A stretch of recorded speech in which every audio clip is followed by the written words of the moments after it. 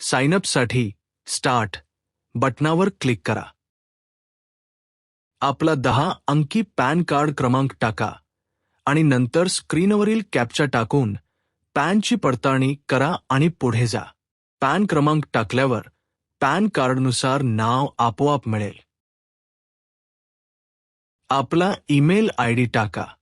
जर आपल्याकडे email ID नसेल तर खालील लिंकवर क्लिक करून नवीन आयडी तयार करा आणि नंतर नवीन किंवा विद्यमान ईमेल आयडी व 10 अंकी मोबाईल क्रमांक टाका.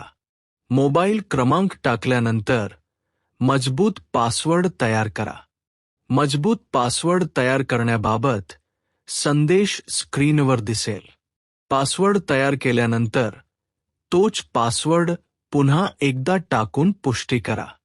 आता आपल्या ईमेल आयडी आणि मोबाईलवर प्राप्त झालेला OTP टाका.